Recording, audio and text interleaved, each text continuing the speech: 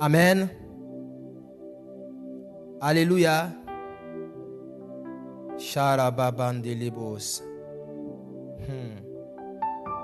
Désespéré, abattu, ton amour m'a donné la vie.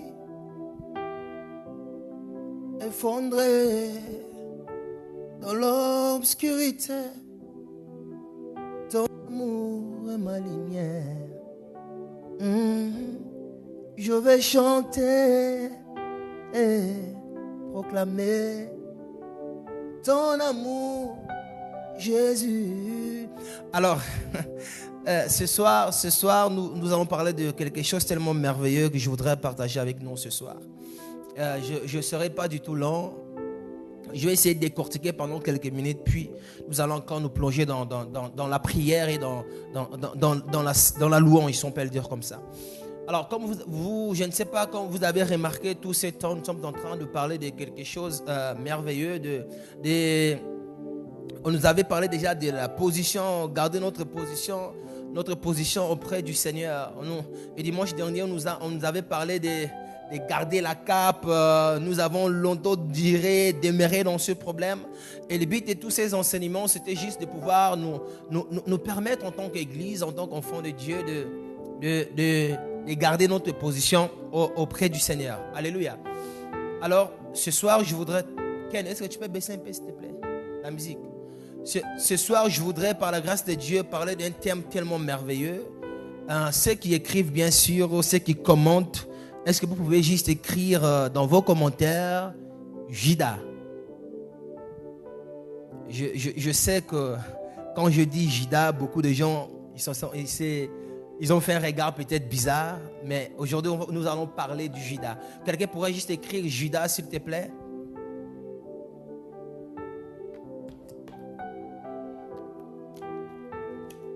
Celui qui est connecté, est-ce que tu peux écrire Judas? On va parler de Judas ce soir. Judas. Voilà, je vois qu'il y a une personne qui a écrit Judas. Yuda en lingala, Yuda. Quelqu'un peut écrire Yuda. Judas. Je vois deux personnes, mais on est 8. Wow, je vois troisième personne, j'attends encore quelqu'un d'autre qui pourrait écrire Judas. Ok. Judas. Vous savez, généralement ou souvent, quand on parle de Judas, les gens ont tendance de penser ou de se souvenir à cette histoire, je dirais bizarre, de cet homme, de ce frère qui avait vendu le Seigneur. Souvent, les gens pensent que lorsqu'on parle de Judas, nous parlons de Iscariote, ok? Et beaucoup même refusent de donner à leur enfant ce prénom, si on va le dire comme ça, Judas. Parce qu'ils se disent que le Judas est un vendeur de frères. Je ne peux pas donner à mon enfant ce nom Judas, de père aussi qui puisse vendre son frère. Beaucoup de gens ont peur, ont du mal même à donner ce prénom Judas à leur enfant. Souvenez-vous que la Bible dit qu'il y avait un homme qui s'appelait Jacob et son nom avait été changé par Israël parce que Jacob était voleur. Ok? Et c'est tout à fait normal qu'avant de donner le prénom à nos enfants, qu'on puisse faire très attention parce que les prénoms suivent, comme on nous a toujours dit, même enseigné au sein de l'église.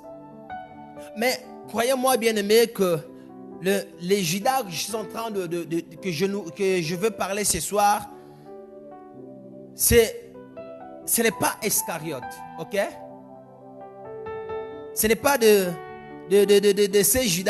ces Judas Iscariote. Parce que beaucoup de gens, ils ont imprimé dans leur esprit que lorsqu'on parle de Judas, il s'agit seulement de l'Iscariote. Que lorsqu'on parle de Judas, il s'agit seulement de Judas, Moteki, Oyo Tekaki Yesu. Et souvent même, les gens ne donnent pas le nom de leur enfant comme Jacob parce qu'ils savent, à cause de la Moïbi, Bankombe Landaka. Oui, j'aimerais vous dire que les noms suivent. Mais les Judas dont j'aimerais vous parler, ce n'est pas de ces Judas que nous le connaissons tous, Iscariote. Mais je voudrais parler de ces Judas, le quatrième fils de Jacob. Ok? C'est le quatrième fils de Jacob. Vous savez, la Bible nous présente deux Judas. Nous avons le Judas, le Iscariote, et nous avons le Judas, le quatrième fils de Jacob. Ceux qui sont connectés avec moi, est-ce que vous pouvez lire Genèse 29, le verset 35? Ceux qui sont connectés avec moi, j'attends à ce que vous puissiez noter, mettre le verset, Genèse 29 à 35. Alléluia.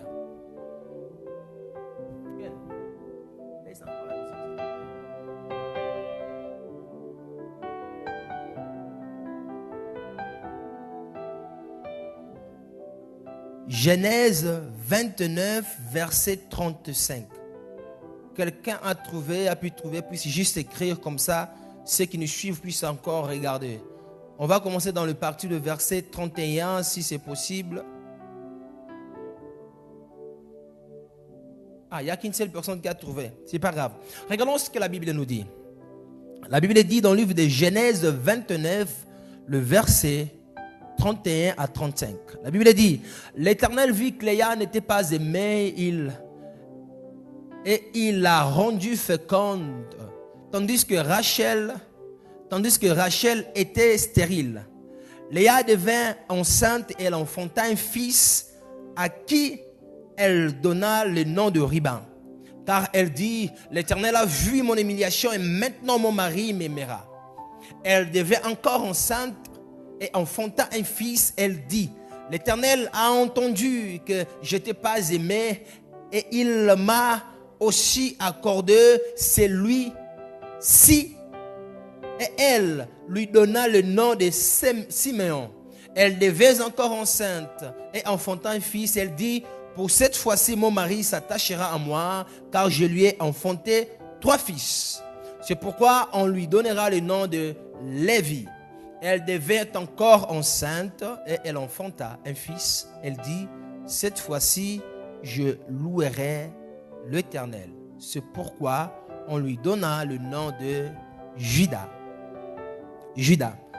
Bien aimé, vous avez remarqué que le Judas qu'il s'agit dans ce passage biblique, ce n'est pas le Judas de l'Iscariote. Amen. Mais ce que j'aime avec ces Judas, ils ont quelque chose, pas ce que j'aime, mais ces Judas, ils ont quelque chose un peu particulier. Ils ont des comportements, je dirais, un peu bizarres.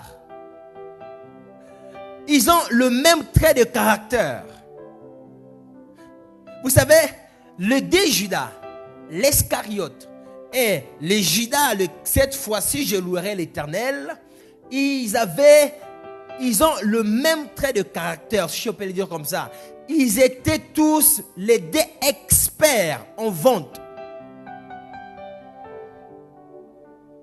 Ils avaient quelque chose en commun qu'ils partageaient, les deux Judas. C'était quoi? L'expertise dans la vente. Ils étaient experts à la vente. Judas Iscariote vendait frère Jésus. Et Judas, de cette fois-ci je louerai l'Éternel, vendait son frère Jacob. Et les deux Judas, ils ont quelque chose très particulier. C'était quoi? Ils étaient experts dans le domaine concernant la vente de frères. Mais aujourd'hui, je ne voudrais pas parler de ce côté d'expertise dans la vente de frères, parce que Judas Iscariote vendait son frère qui est Jésus. Judas de Léa vendait son frère qui est Joseph. Mais aujourd'hui, je voudrais parler de l'autre côté de Judas, le quatrième fils de Jacob, je voudrais parler de l'identité que ce Judas porte. La louange. Quand je suis en train de parler de Judas, je suis juste en train de parler de louange. Alléluia.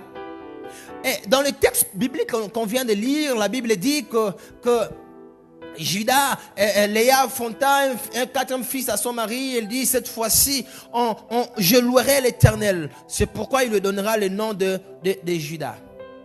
Je ne sais pas si vous avez remarqué comme moi que Léa, à chaque fois qu'elle donnait enfant, qu'elle mettait l'enfant, qu'elle donnait naissance, toute son attention était focalisée à son mari. Et à chaque fois que Léa partait à la maternité accoucher, il disait toujours, et cette fois-ci mon mari m'aimera, il donnera à Siméon, cette fois-ci mon mari va m'aimer, il donnera jusqu'à même donner le troisième, Lévite, l'attachement, cette fois-ci mon mari, il va s'attacher en moi. La Bible dit que l'Éternel vit que Léa n'était pas aimée. C'est pourquoi l'Éternel le renda féconde. Léa pensait, elle croyait que le fait de donner enfant à son mari, elle pourrait attirer le regard de son mari. Elle pensait que le fait que Rachel, qui est sa sœur, soit stérile, l'amour de leur mari qui est Jacob sera plus penché envers elle et non à sa sœur. C'est pourquoi toute son attention, même lorsqu'elle donna naissance, c'était toujours focalisé à ce que son mari pouvait montrer ou le donner comme affection. C'est pourquoi tout ce qu'il mettait au monde, cette fois-ci, je louerai. Cette fois-ci, mon mari fera ceci. Cette fois-ci, mon mari fera ceci. Jusqu'à ce qu'elle enfanta quatrième enfant, qu'elle dit, cette fois-ci, je louerai l'Éternel. Bien aimé, vous savez, aujourd'hui, au sein de l'église, souvent quand on parle, beaucoup de gens passent des moments difficiles. Mais nos attentions, lorsque nous traversons ce moment difficile, quel est le langage que nous utilisons? Lorsque le moment difficile frappe à notre porte, quelle est la position, la posture que nous prenons? Tous ces derniers temps, nous sommes en train de parler de garder le cap, de la position. La Bible dit qu'Habakkuk dit, je resterai à mon poste. Mais nous, lorsque le moment difficile vient, qu'est-ce que nous faisons? Quelle est la posture que nous prenons? Ce soir, je voudrais juste dire qu'à chaque fois quand le moment difficile viendra, nous devons avoir une position, une posture dans la présence de Dieu, dans la louange. Léa, la Bible nous présente qu'elle pensait que le fait de donner l'enfant à son mari qui est Jacob pouvait penser son cœur envers elle.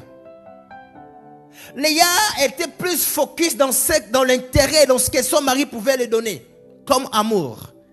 Mais elle avait oublié l'essentiel que Dieu pouvait lui donner.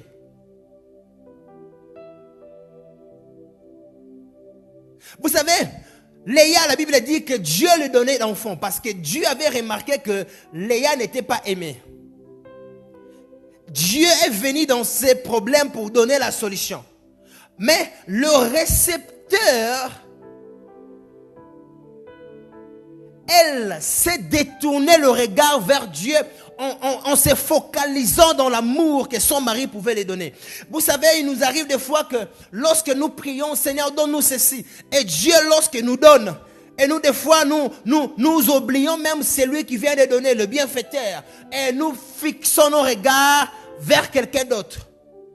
Et c'est ce qui est passé avec Léa. Elle n'était pas aimée. Son problème, c'était le manque d'amour. Dieu lui a comblé en lui donnant enfant. Et elle, au lieu de retourner vers l'Éternel, Seigneur, merci pour les enfants que tu viens de me donner, elle se penchait toujours vers son mari. Cette fois-ci, mon mari va m'aimer. Cette fois-ci, mon mari va s'attacher. Cette fois-ci. Mais jusqu'à ce qu'elle eut encore le quatrième enfant. Est-ce que tu peux me dire quatrième enfant? Tu peux écrire quatrième enfant. Jusqu'à ce qu'elle ait encore le quatrième enfant. La Bible dit que cette fois-ci, je louerai l'Éternel. Voilà la raison pour laquelle je voudrais te parler des louanges. La louange. Bien aimé, je ne serai pas long, mais je voudrais que nous puissions comprendre la louange. Je voudrais que pendant ces quelques temps que nous allons passer ensemble, que nous puissions comprendre c'est quoi vraiment la louange dans la pensée de Dieu. Et pourquoi c'est si important que nous puissions louer l'Éternel. Pourquoi c'est vraiment important que nous puissions garder notre position dans la présence de Dieu, mais dans la louange. C'est pourquoi c'est important de faire de nos maisons de temples de louange. Pourquoi c'est important de bâtir nos vies dans la louange. Alléluia. Louange. Quand on parle de louange, nous parlons de quoi réellement? Louange. Parce que j'attends beaucoup parler dans nos églises. On va louer l'Éternel. Vous savez, en tant que modérateur, lorsque nous arrivons dans ce moment de culte où le modérateur vient devant, maintenant nous allons louer l'Éternel. Et nous, en tant qu'enfants de Dieu, on s'attend déjà à quelque chose. À quoi? À la célébration, au pas de danse. Ok? Mais qu'est-ce qu'est la louange vraiment dans la pensée de Dieu? Quand on parle de louange, qu'est-ce que cela veut dire? Louer, ça veut dire quoi vraiment? Est-ce que louer, ça veut juste dire danser? Ou vraiment, quand on parle de louer, il faudrait juste déjà savoir, il faut déjà s'attendre à ce que les batteurs doivent faire. Prendre la batterie, changer le rythme de la chanson. C'est quoi vraiment louer? Quand on entend dans nos moments de culte, alors maintenant c'est temps de la louange. Où on voit déjà, quand on dit c'est temps de la louange, on voit déjà les gens commencent à préparer déjà leur pas de danse. Parce qu'on sait, on va louer, puis nous allons passer par les offrandes. Mais c'est quoi, dans la pensée de Dieu, c'est quoi louange? Quand la Bible parle de louer, qu'est-ce que la Bible veut dire réellement? Alors, ce que nous devons comprendre, c'est quoi déjà? Quand je suis en train de parler de Judas, de louange, je suis en train de parler de quoi? Tu peux te dire, mais frère José, tu nous parles de louanges, mais tu nous parles de quoi? Est-ce que tu es en train de nous parler de faire de nos maisons de lieux de danse, de faire de nos maisons des endroits où on va commencer tout le temps s'ébéner? Non, loin de là. J'aimerais te faire comprendre ce qu'est la louange dans la pensée de l'Éternel. Louer, ça veut dire quoi vraiment? Louer, c'est que nous devons comprendre, louer ne veut pas forcément dire danser. Ok? Louer ne veut pas forcément dire danser. Ça, c'est pour nous en tant que l'Église. Quand on parle de louange, louer ne veut pas forcément dire danser dans la pensée de Dieu. Car nous pouvons tout aussi bien danser et sans pour autant louer l'Éternel. Louer ne veut pas forcément dire danser, car nous pouvons tout aussi bien louer, mais sans louer l'Éternel. Car nous pouvons tout aussi bien danser, mais sans louer l'Éternel. Waouh, c'est fort. Quelqu'un peut se dire, mais qu'est-ce que tu es en train encore de nous dire, frère José, que louer ne veut pas forcément dire danser, car nous pouvons tout aussi bien louer, nous pouvons tout aussi bien danser, mais sans louer l'Éternel. Ce que je suis en train de dire ici, c'est quoi? Que la louange n'est pas un style de musique, mais l'attitude d'un cœur. Alléluia. Vous savez, aujourd'hui, au sein de nos églises, quand on parle de louange, on s'attend déjà à la danse. Quand on dit on va louer, on se prépare à danser. Mais vous ne savez pas que c'est possible que lorsque le modérateur dit qu'on va louer, il est juste en train de te dire, prépare ton cœur parce que Dieu veut te parler. La louange, ce n'est pas ces moments du culte où on se met à danser. Non, ce n'est pas seulement ça. Ce n'est pas d'abord ça dans la pensée de Dieu louer. Parce que ne veut pas dire que celui qui est en train de danser à l'église est en train de louer l'Éternel. La louange n'est pas liée d'abord au style musical, mais l'attitude d'un cœur. Pourquoi? Parce qu'il se peut que la bouche qui est en train de louer, ou qui est en train de louer, mais pas le cœur. La louange, ce n'est pas lorsqu'on sait déjà, il est le même. Ce n'est pas d'abord ça dans la pensée de Dieu, de prendre la batterie, il est le même. Mais déjà, nous entendons ces chants que nous aimons beaucoup, il est le même. Nous sommes en train de danser. Mais lorsqu'on voit les chants, il est le même, on s'adresse à la personne de celui qui est le même Dieu. Dans la définition que nous avons toujours appris, que nous avons toujours enseigné, que la louange, c'est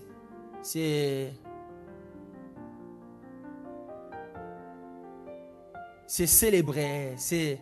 La louange, c'est la main de Dieu. L'adoration, c'est le cœur de Dieu. C'est la définition que nous avons tous, hein, que j'ai beaucoup appris. Et quand on parle de louange, nous sommes en train de parler de ce que la main de Dieu fait. Quand on parle de l'adoration, nous sommes en train de parler de ce que Dieu est. Ça, c'est la définition que nous avons tous appris. J'ai beaucoup cherché ça dans la Bible, mais je n'ai jamais trouvé. Je ne sais pas si quelqu'un a un verset qui pourrait me le dire. Ok, mais quand on parle de louange c'est quoi? Je disais que louer ne veut pas forcément dire danser, car nous pouvons tout aussi bien danser, mais sans louer l'Éternel, ok? Parce que la louange, ce n'est pas d'abord un style de musique, ce n'est pas d'abord un pas de danse, mais c'est l'attitude de cœur. Et ce que nous devons comprendre encore, c'est quoi? Que il se peut que la bouche qui soit en train de louer par les expressions, mais pas le cœur. C'est-à-dire qu'on peut danser à l'église sans louer l'Éternel. J'aime trop ce que le prophète Ésaïe dit. Ésaïe 29, le verset 13. Quelqu'un a trouvé, peut le lire. Peut juste l'écrire. Ésaïe 29, le verset 13. On va lire ensemble qu'est-ce que la Bible dit.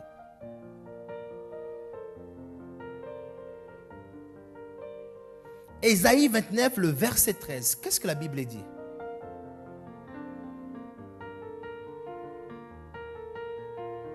Ésaïe 29, le verset 13. Quelqu'un a pu trouver comme ça? Nous allons continuer.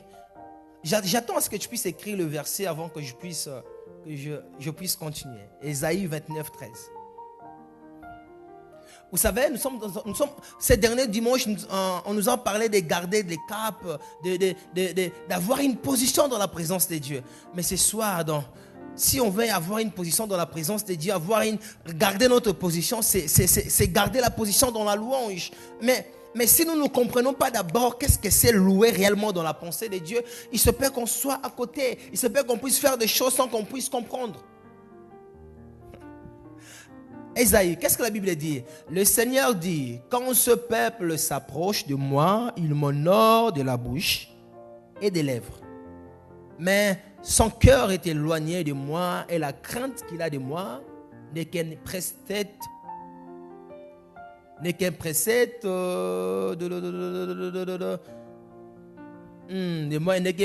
traduction.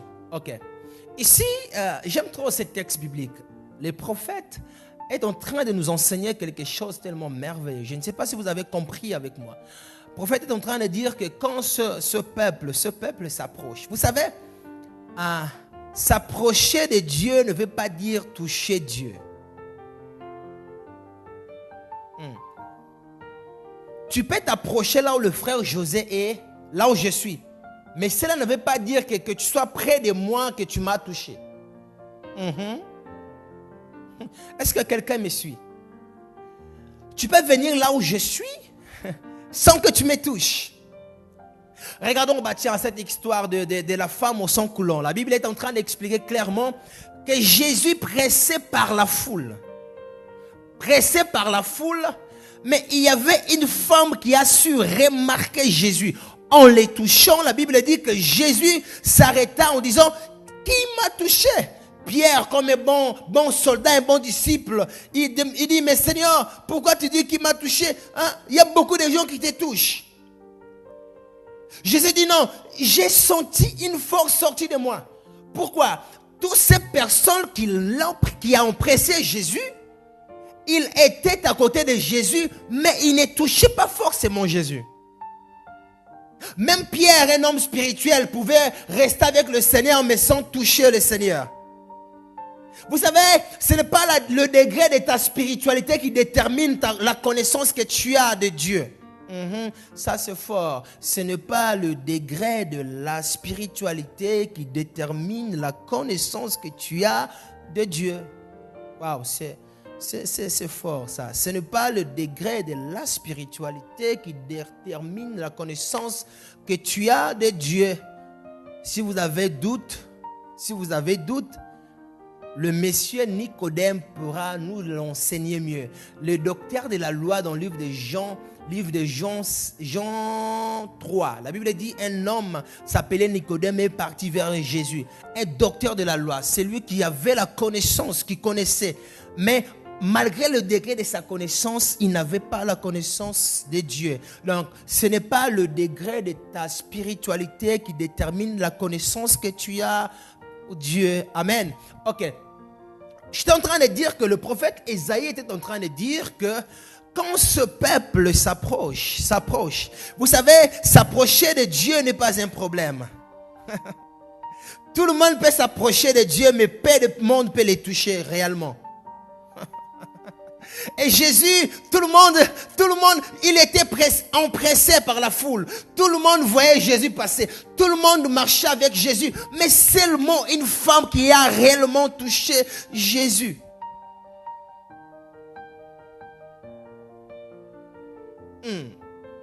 Alors, c'est pourquoi le prophète Ésaïe, il explique clairement en disant que quand ce peuple s'approche de moi, quand il loue, c'est-à-dire quand je suis à l'église, quand le modérateur, le frère Joris nous dit, aujourd'hui, quand il nous dit, église, nous allons louer.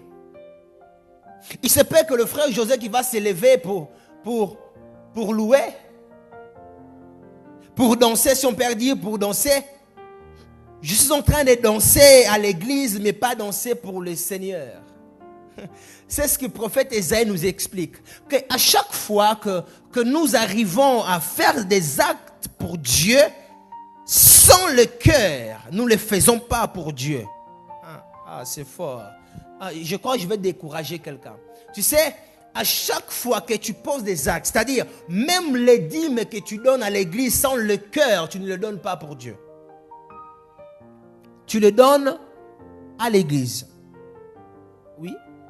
Tu peux donner à l'église, mais tu ne donnes pas pour Dieu. Il dit, quand ce peuple s'approche de moi, il m'honore. Il y a des choses ici merveilleuses. Il dit, déjà, ils s'approchent. Ils vont venir, écoute. Dieu, tu sais, il dit, ils m'honorent. Lorsque déjà ils vont s'approcher dans ma présence, lorsqu'ils vont ouvrir leur bouche, les paroles qui vont sortir pour honorer Jésus, ce n'est que de lèvres. Donc ne vous étonnez même pas si vous voyez quelqu'un en train de chanter, pleurer. Moi, ça ne me fait plus rien voir quelqu'un en train de chanter, pleurer, prêcher, cracher le feu. Parce que la Bible dit, il se peut que celui qui est en train de danser à l'église, il danse pour l'église, il danse à l'église, mais il ne danse pas pour Dieu. C'est ce que le prophète Ésaïe nous explique ici clairement. Donc, la louange, ce n'est pas un style musical, mes bien-aimés. La louange, ce n'est pas un style de musique. Louer, ce n'est pas ces moments du culte où on nous dit, maintenant on va danser. Non, ce n'est pas ça, louer. La louange, c'est l'expression d'un cœur passionné par la présence de Dieu de gloire. C'est ça ce qu'on appelle louange. L'expression d'un cœur passionné par la présence de Dieu de gloire.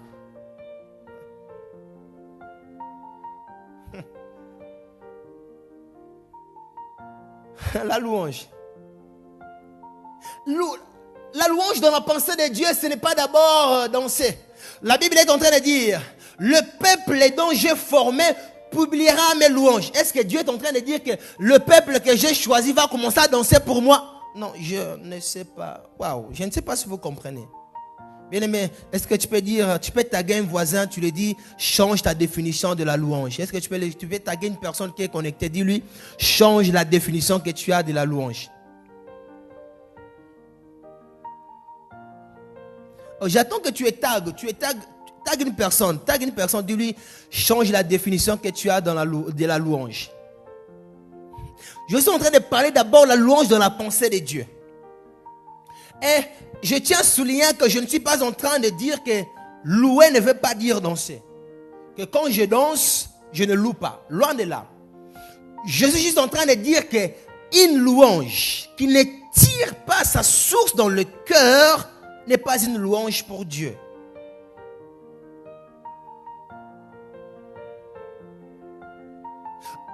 Tout acte que l'on pose pour le service de Dieu de gloire, que le cœur ne participe pas, n'est pas pour Dieu.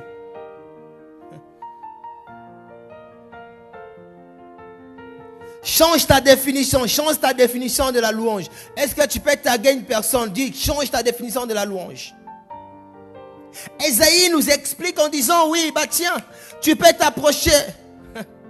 Mais quand tu vas encore m'honorer, non, j'ai comme l'impression que Dieu voulait juste dire que c'est lui qui ne fait pas les choses avec le cœur. Lorsqu'il le fait pour Dieu, c'est comme des cymbales qui retentissent. Change la définition que tu as de la louange.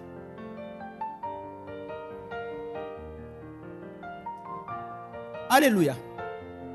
La louange, c'est l'expression d'un cœur passionné par la présence de Dieu. La présence de Dieu de gloire. Je ne suis pas en train de dire que la louange, c'est danser. Ici, dans la définition que je donne, je ne parle pas de la musique. Je parle de l'expression de cœur. Parce que si la louange ne vient pas ici, c'est que le pas ferrant ne sera pas une louange pour Dieu. Parce qu'en réalité, ce que le pas fait, c'est d'abord le cœur qui le fait. Car lorsque un cœur est fléchi, les genoux font qu'on est suivre le mouvement du cœur. Est-ce que quelqu'un me suit ce soir? Est-ce que je parle à quelqu'un? Change ta définition de la louange. Excusez-moi, je vais boire. Change ta définition de la louange. Alléluia.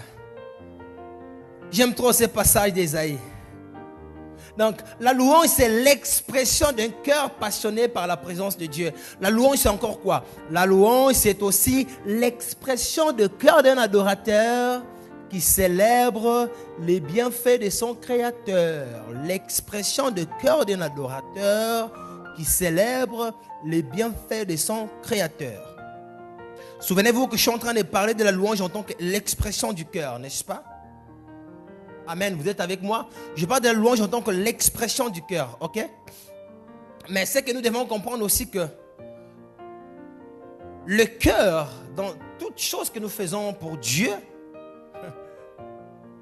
le cœur, on dit que Dieu voit le cœur, gloire au Seigneur.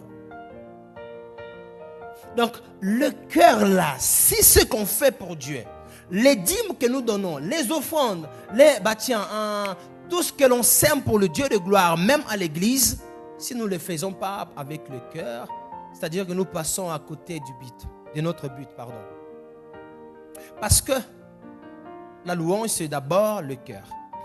J'ai dit encore que la louange, c'est l'expression encore du cœur d'un adorateur qui célèbre les bienfaits de son Créateur. Le livre des psaumes, le psaume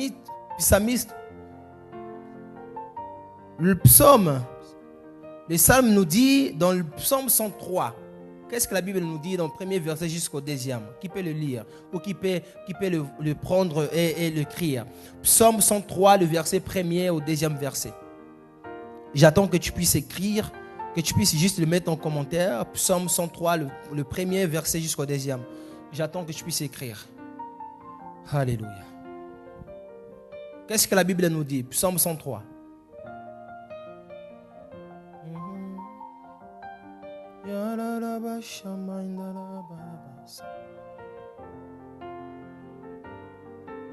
Désespéré, abattu. J'attends que tu écrives le verset Psaume 103, le verset premier. Mets ça dans le commentaire. Abattu. Seigneur, aide-nous vraiment à cultiver cette vie de louange qui n'est pas liée aux expressions ni au pas de danse, mais cette louange qui vient dans notre homme intérieur. Aide-nous, Seigneur. Voilà. Sois béni, maman Elisa. La Bible dit ainsi. Il dit, mon âme bénit l'Éternel et n'oublie aucun de ses bienfaits. Mon âme bénit l'Éternel. Que tout ce qui est en moi bénisse son Saint-Nom. Mon âme bénit l'Éternel et n'oublie aucun de ses bienfaits. Ici aussi, La Bible aussi est en train de nous donner encore une autre définition de la louange. C'est que je viens de dire que la louange, c'est l'expression d'un cœur passionné par la présence de Dieu. La louange, c'est aussi l'expression d'un cœur d'adorateur qui célèbre les bienfaits de son Créateur. C'est-à-dire, lorsque l'adoré décide de placer la barre haute, et l'adorateur répond par une célébration qui est louange, par un acte aussi de louange. Mais tout ce que l'on fait doit passer par le cœur. La louange d'abord, ce n'est pas le fait d'abord de danser pour le Seigneur. Mais la louange, c'est d'abord l'expression du cœur d'un adorateur. Parce que tout ce que l'on fait qui n'est pas lié avec un cœur, nous ne faisons pas pour Dieu. Ce n'est même pas une louange de Dieu. Quelqu'un peut encore prendre le livre des Actes des Apôtres. Actes chapitre 16, le 25e verset. Qu'est-ce que la Bible dit? Actes 16, 25. Qu'est-ce que la Bible nous dit? C'est merveilleux ce passage. Quelqu'un a trouvé qu'il peut le lire? Alléluia.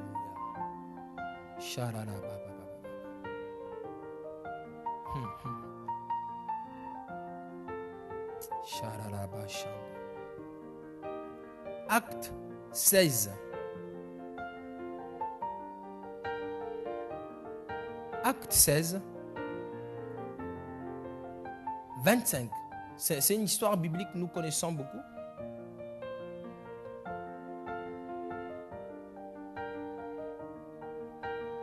Voilà, sois béni encore, mon Elsa. La Bible dit, vers le milieu de la nuit, Paul et Silas priaient et chantaient les louanges de Dieu.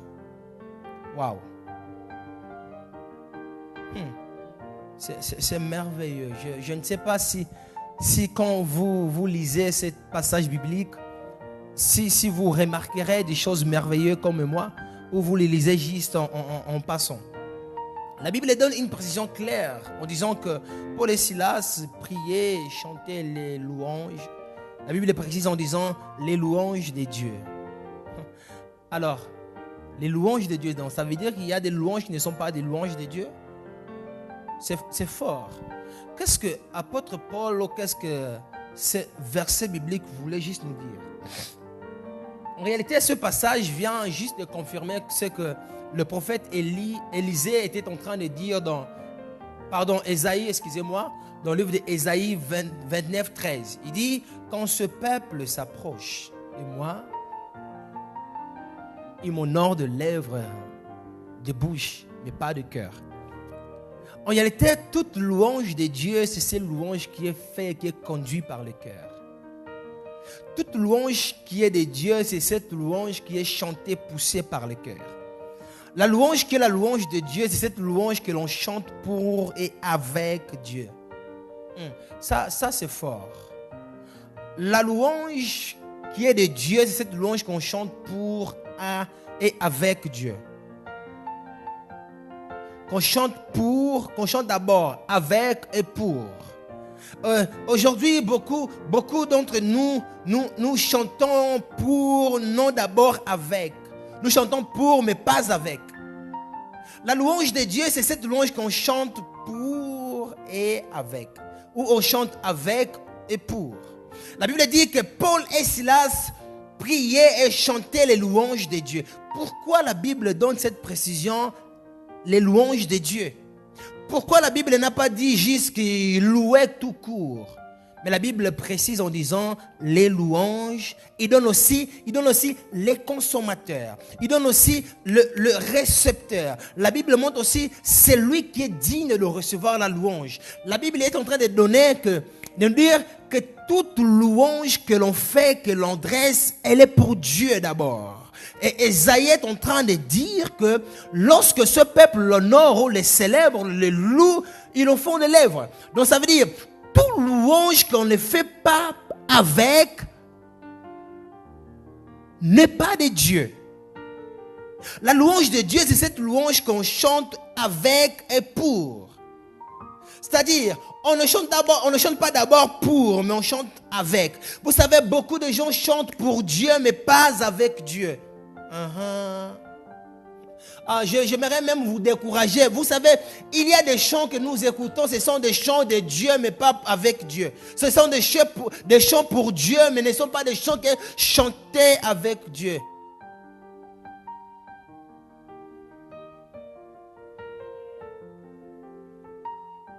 C'est pourquoi vous regardez même, il y a même des chants que l'église écoute aujourd'hui, les chants où les adorateurs sont en train d'adresser au Satan. Yo Satan longwa, oh boudé Satan, Seigneur, je veux le dire, oh boudé Satan, frères et sœurs, ça ce sont des louanges pour Dieu et non avec Dieu.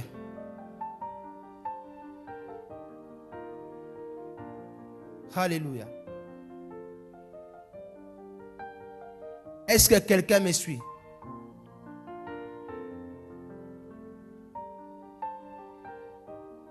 Est-ce que quelqu'un me suit?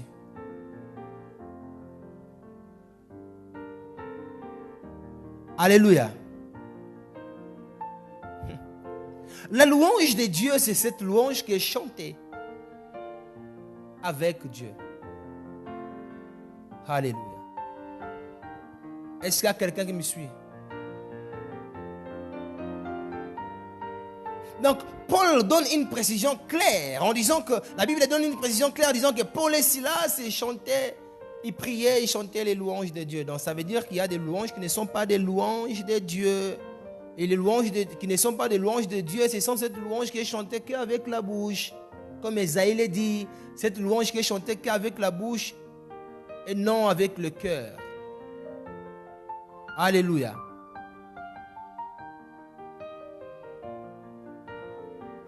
Quelqu'un me suit? Y a-t-il quelqu'un qui est en ligne? Donc, Paul, il donne une précision claire en disant que la Bible, il dit qu'il louait, il chantait, il priait, il chantait les louanges de Dieu. J'ai une question à te poser. Quand tu chantes, c'est de quelle louange que tu chantes? Est-ce que c'est vraiment des louanges de Dieu? Les louanges de Dieu, c'est cette louange qu'on chante avec Dieu, on les sent. C'est cette louange qui brise le chêne. Et la Bible dit, lorsque...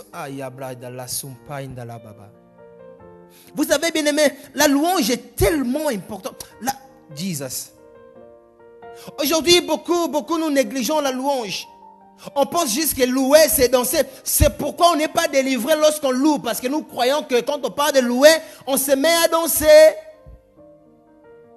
Or, la louange, quand on parle de louange, nous sommes en train de parler, il y a beaucoup de mots qui disent louange en hébreu. Nous avons Juda, nous avons beaucoup de mots qui disent, nous avons Yada, nous avons beaucoup de mots qui disent louange en tant que honneur, célébration, beaucoup de choses. Mais aujourd'hui, je ne voudrais pas rester liturgique, donner des définitions. Non, je voudrais juste parler de l'expression du cœur. La Bible a été claire. Bien aimé, vous savez, la louange qui vient du cœur, la louange attire la présence de Dieu. La louange fait rentrer l'église dans l'autorité et dans la domination. Oh my God. Ça c'est fort. La louange fait rentrer l'église dans l'autorité et dans la domination. La louange de Dieu, bien sûr, pas la louange du monde. Une louange de Dieu. Une louange de Dieu, quelle l'expression de cœur. Avant d'être un style de musique, d'abord l'expression du cœur, après que l'on transforme dans la musique. Vous savez, même les musiques que nous écoutons aujourd'hui, frère, tu écoutes un chant de louange chanté avec Dieu. Tu as un problème. Tu écoutes un chant de louange et tu demeures toujours dans le même problème. Ah non, ça veut dire que cette louange n'est pas chantée avec Dieu. Il y a des chants de louange que nous avons écoutés à l'époque, que jusqu'à aujourd'hui des livres. Vous savez, nous avons donné nos cœurs à Jésus par des chants de louange de Gaël. Pourquoi? Parce que ce sont des louanges qui sont chantées avec d'abord, avant pour. C'est d'abord avec. Et les louanges ou les musiques qu'on appelle louanges d'aujourd'hui, qui vous font juste danser, vous transpirez. Et vous demeurez toujours dans les problèmes. Pourquoi? Parce que vous écoutez des louanges qui ne sont pas chantées avec Dieu. Des louanges qui sont chantées pour Dieu, qui vous fait justement danser, et vous demeurez toujours dans les mêmes problèmes. Ah, change ta définition de louange, parce que louange, ce n'est pas le style musical. Louange, c'est l'expression de cœur. Lorsqu'on chante avec le cœur, une louange fait rentrer l'Église dans l'autorité et dans la domination. Alléluia. La louange attire la présence de Dieu, bien-aimé. La louange attire la présence de Dieu.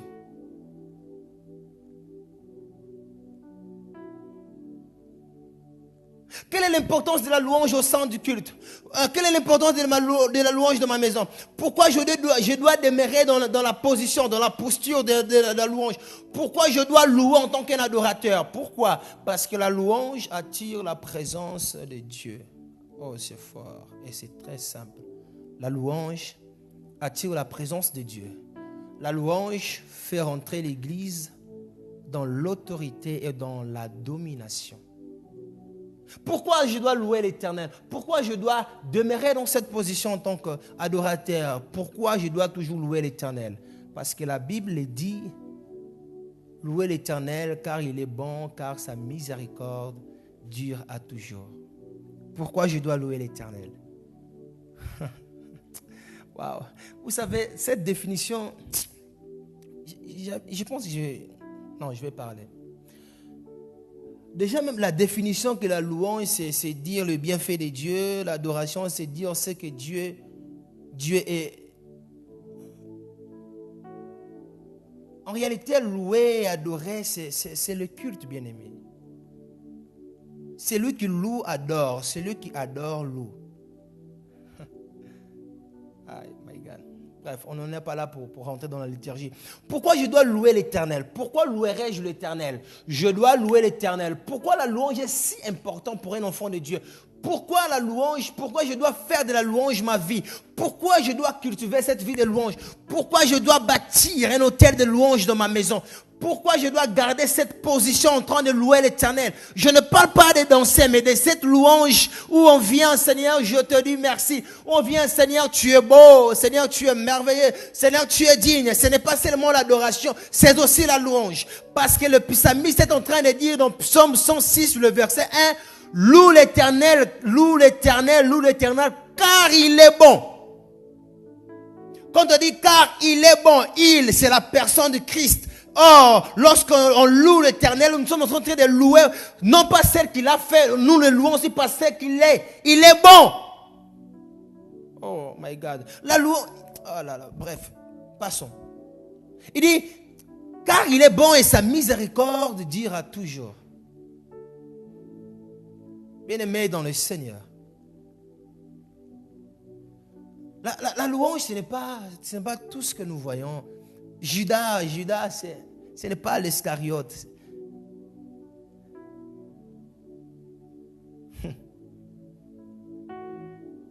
Bien aimé, nous voulons, l'Église doit revenir aux choses essentielles. Remettre la louange au centre. Je ne parle pas de pas de danse. Je ne sais pas si vous avez remarqué, là je ne parle pas de musique. Je suis en train de parler de remettre l'expression. Là, vous savez, la louange c'est... Je ne parle pas de ces moments où on nous demande de danser. Je parle de ces moments où quand tout va mal, tu viens, Seigneur, je te dis merci. Parce que même si mes yeux n'ont point vu aujourd'hui, je continuerai toujours à croire. Parce que je crois que le lendemain sera meilleur. Même si j'arrive le lendemain, je ne vois pas, je continue toujours à croire parce que le lendemain des lendemains est meilleur. C'est ça louer. Quand tout va mal, tu viens, Seigneur, je te dis merci. Quand tu viens de te faire licencier, tu viens avec le courrier de licenciement, Seigneur, je te dis merci parce que quand je n'avais pas le travail, c'est ça la prière d'un homme qui loue. La louange d'un homme rempli d'amour. La louange d'un cœur d'adorateur. La louange, Oh my God. C'est ça l'expression d'un cœur. La louange, c'est l'expression d'un cœur.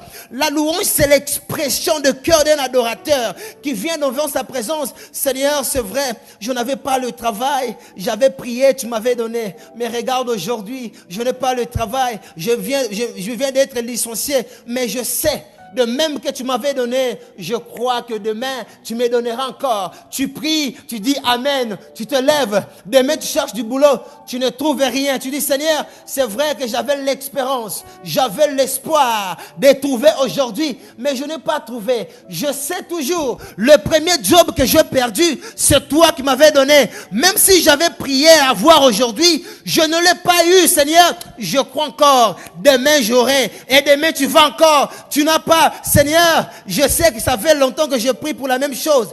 Je ne l'ai pas trouvé aujourd'hui. J'avais tellement confiance. J'étais sûr d'avoir dit Amen. Et qu'aujourd'hui, j'allais trouver du travail. Mais je n'ai pas trouvé, Seigneur. Je te dis merci. Alléluia. Demain, j'aurai. Tu vas encore demain. Seigneur, je n'ai pas trouvé. Mais je te dis encore merci. Demain, j'aurai. On arrive encore demain. Tu n'as pas trouvé. Seigneur, je te dis encore merci. Demain, j'aurai. Tu viens encore demain. Tu n'as pas trouvé. Oh non, non, c'est ça l'expression de cœur. Où on loue lorsque nos yeux n'ont point vu. Où on loue même lorsque nos mains n'ont pas touché. La louange, l'expression du cœur, c'est ça. Louer même quand les yeux n'ont point vu. Louer même lorsque les oreilles n'ont pas entendu. Même si la promesse tarde, je dois demeurer dans la position de... Les pride dans la basse. Et toi alors, quand tu viens d'être... Quand tu cherches du travail et tu pries, Seigneur, j'ai besoin de boulot. Demain, je crois que j'aurai. Et demain, tu pars chercher, tu ne trouves pas. Tu viens, Seigneur, j'avais prié, pourtant tu m'avais dit, pourquoi tu ne l'as pas fait? Seigneur, franchement, est-ce que tu existes vraiment? Non, ça c'est pas l'expression du cœur. L'expression du cœur, c'est ce qu'on dit. Je te dis merci, Père. C'est vrai que ce n'est pas facile ce que je vis. C'est vrai, les situations, les complications, c'est bizarre ce que la réalité me montre. Mais je crois de tout mon cœur que la réalité n'est pas la vérité. Je sais, le Dieu qui sait lever le soleil même pour le méchant donnera au temps convenable. Seigneur, demain je sors, je sais que j'aurai du travail. Et demain, quand tu vas, tu n'as pas le travail. Tu reviens encore devant ton Dieu. Seigneur, je sais que j'avais prié. J'étais conscient que tu m'avais affirmé le travail. Mais je sais encore une chose, que notre un jour, ce n'est pas ton un jour. Car le un jour du ciel, c'est 1000 ans. Je sais, 1000 ans pour toi, c'est un jour. Si je n'ai pas eu aujourd'hui, je ne suis pas encore arrivé, même pas dans 1000 ans. Je sais que je l'aurai demain. Et demain, tu vas encore, tu n'as pas, tu reviens. Seigneur, c'est vrai que ça peut paraître monotone, prier pour les mêmes choses. Mais la monotonie n'est pas de Dieu. Je sais, c'est lui, lorsque le cœur s'exprime, il n'y a pas des répétitions de paroles. La monotonie, celui que tu demandes de ne pas multiplier les paroles, c'est les pharisiens. Moi, je ne suis pas un pharisien. Je suis l'enfant de l'agneau, le fils ami intime du Seigneur. Je viens devant toi. Je n'ai pas encore eu, mais je continue. En réalité, quand c'est le cœur qui parle, ça se sent. Lorsque le cœur est focus à contempler la grandeur de son Créateur, ça se voit. Parce que le cœur ne pleure pas.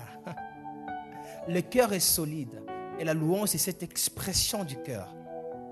Que malgré les hauts et bas, il continue toujours à célébrer la grandeur de son Créateur. Bien-aimé, combien de fois as-tu dit merci à Dieu? Combien de fois as-tu fléchi les genoux devant notre Créateur juste pour lui exprimer ta reconnaissance? En disant, Seigneur, je n'ai pas eu, mais je te dis merci quand même. Même si j'avais prié. Je voudrais t'inviter à prier avec moi. Je vais m'arrêter ici. Je pense que nous avons compris qu'est-ce que veut dire louer. J'avais dit que louer, ce n'est pas forcément dire danser, mais on peut aussi louer en dansant, ok? Mais souvenez-vous, il faut d'abord que le cœur fasse, parce que le corps reproduit ce que le cœur est en train de faire. Si le cœur ne loue pas, quand le corps va louer, ça sera de l'hypocrisie. Et Dieu n'aime pas les hypocrites. Et les hypocrites, ils sont des pharisiens. Et malheureusement, c'est ce qui passe au sein de nos églises. Il y a trop des hypocrites, trop d'hypocrisie. Les gens dansent à l'église, mais ils ne dansent pas pour Dieu. Vous savez, bien aimé, je m'en vais finir. Juste un témoignage. Il y avait un jour, je me souviens, il y a cela, c'est pas ici, très trop loin. Il y a cela 12 ans, si je ne me trompe pas. Quand j'étais serviteur au sein d'une église, prêcher, prier. Je servais le Seigneur. Moi, je croyais servir Dieu, mais je servais l'église sans le savoir. Pourquoi? Parce que tout ce que je faisais, c'était pas le cœur que le faisait, c'était le corps. Je me souviens en tant que conducteur de louange, je me disais, tiens, si je ne suis pas là, les chants ne vont pas bien chanter. Et bizarrement, je ne sais pas qu'est-ce que Dieu faisait, mais c'est ce qui se passait. Quand le frère José n'est pas là, les chants, c'est pas qu'ils ne savent pas chanter. Ils ont de très belles voix, mais quand je ne suis pas là, ils n'arrivaient pas à chanter. Et moi, j'étais fier de voir ça, que quand je ne suis pas là, que les choses se passent mal. L'orgueil de l'homme, en croyant à mes capacités, en pensant que je suis en train de servir Dieu. Or, je servais l'église, je ne servais pas Dieu. Je demeurais pendant 6 ans, servir l'église sans servir Dieu. On sert l'église lorsque le cœur n'est pas dedans. On sert l'église lorsqu'on sert pour Dieu. Mais on sert réellement éternel lorsqu'on sert avec Dieu. Et quand je me souviens un jour, le Seigneur m'a réellement touché. Émerveillé par son amour, gagné par sa grâce, envahi par son cœur. Et lorsqu'il m'a gagné, depuis ces jours-là, je lui ai offert mon cœur et je ne travaille plus pour l'église, mais je travaille pour le Seigneur et avec le Seigneur. Bien aimé, ce soir, je voudrais te parler, te conduire dans cette prière. Je voudrais que tu puisses prier pour toi. Je ne sais pas quel est ton cas. Tu travailles pour la cité ou tu travailles avec le Dieu de la cité. Tu travailles pour l'église ou tu travailles avec le Dieu de l'église. Alors tu te connais toi-même. Je voudrais juste te demander de prier. Parle à ton cœur. Est-ce que tu peux parler à ton cœur? Toi, tu es la personne mieux placée qui connaît. Moi autrefois, je servais l'église, mais je ne servais pas le Dieu. Je ne servais pas avec Dieu. J'étais le serviteur de Dieu, mais pas le serviteur auprès de Dieu. Je marchais pour Dieu, mais je ne marchais pas avec Dieu. Est-ce que tu peux prier? Seigneur, nous te prions, Dieu de gloire. Sherababa kondorobo sata. Mamandele baso paida. Oro yaba sandele bo sata. Libra baba baba kondorobo shandele yaba baba baba. Lekele yaba baba sendele bo. Est-ce que tu peux prier? Supranda la baba baba shanda. Oro yaba baba sandele. Est-ce que tu peux lever ta voix? Prie, pas. Shibrada la da de shandele baba baba sanda.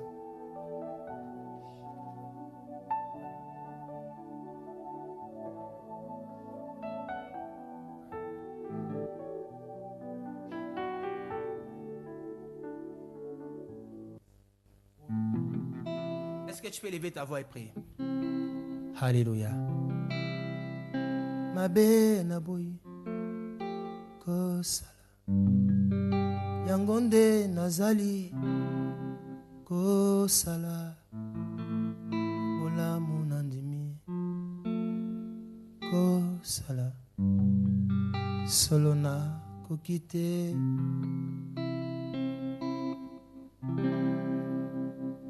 Kolo Yesu yo nzambe ya lobiko nanga yo nasengi na yo ko nzambe oh wete satana oyo nzambe abangaka moto te masi yao abangaka mobele kombo oyo yanguya ya Yesu Kristo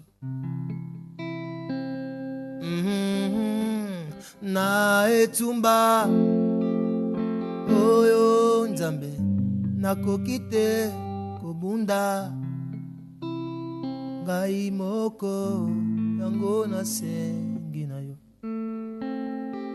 yo nzambe yaka yobunanga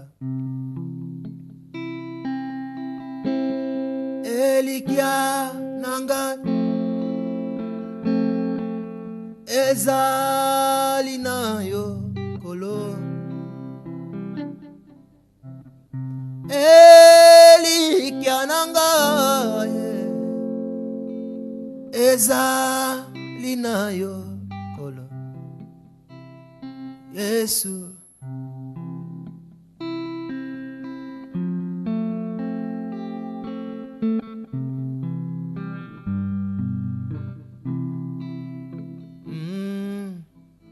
Nzambe Nzambe batela kabana na yo Sokyo obateli longa ezala Nzambe Nzambe batela kabana na yo Sokyo obateli elonga ezalio les cris de pleurs envahissent ma paix. Est-ce ma foi qui fait naufrage? Les périls est à ma porteur. Où es-tu, Seigneur, de ma foi? Où es-tu, ô Seigneur, de ma foi? Est-ce que tu peux prier? Mes espoirs s'éteignent, Seigneur Jésus. Jusqu'à quand ma vie changera? Oh, oh, oh, oh, ma, oh, oh. Wapi, oh, Nzambe yakondima nanga. Wapi, oh, Nzambe. Merci Seigneur pour ces instants merveilleux et glorieux qu'on vient de passer dans ta présence. Alléluia. Alléluia. Merci Seigneur. Est-ce que tu peux acclamer très fort, toi qui es là, toi qui es connecté? Tu peux acclamer très fort. Merci Jésus. Et merci pour toutes ces personnes qui sont connectées, toutes ces personnes qui nous ont suivis en ligne. Merci à vous vraiment du fond du cœur pour ces temps. Merci à tous. Alors, comme vous le savez tous, nous sommes en train de préparer ces grands programmes sur 3 jours, vendredi, samedi et le dimanche à partir du 30 juin. Qui est la transposition. Nous voulons vraiment vous inviter à venir nombreux célébrer le Seigneur. Et nous allons parler autour de ces thèmes merveilleux. Fais selon le modèle. Fais selon le modèle. Fais selon le modèle. C'est un thème merveilleux, merveilleux, merveilleux, merveilleux. Vous savez, quand Dieu avait donné les instructions du tabernacle à Moïse, il avait dit fais selon le modèle. Alors venez découvrir de qui il s'agit vraiment. Faire selon le modèle. Et Christ est notre modèle parfait. Alors nous vous invitons, ne venez pas seul, venons nombreux, car Jésus-Christ sera glorifié. Alors nos programmes de semaine, tous les mardis on est ici en ligne. Le jeudi, nous sommes ici sur Zoom, et ici en présentiel sur nos temps de prière d'intercession. Et le vendredi, nous sommes en Zoom aussi, présentiel aussi pour nos temps d'enseignement. Nous sommes en train de parler, de décortiquer autour de ces grands livres des actes, de Romains. livre des Romains, il y a tellement de mystères cachés, il y a tellement de choses glorieuses que Christ veut nous révéler. Voilà la raison pour laquelle j'aimerais vous inviter, l'Église, à participer énormément dans ce moment d'enseignement. C'est tous les vendredis. Et le samedi, c'est la chorale. Et le dimanche, nous sommes ici à partir de 11h. Je voudrais nous inviter aussi à y prendre part et aussi à inviter tous ces bien-aimés. Voilà, que le Seigneur vous bénisse. Nous vous souhaitons de très bonnes soirées. Et merci encore à la régie, mon frère Kenny et à la sœur Alice qui nous ont accompagnés ce soir. Que Dieu vous bénisse énormément. À la prochaine.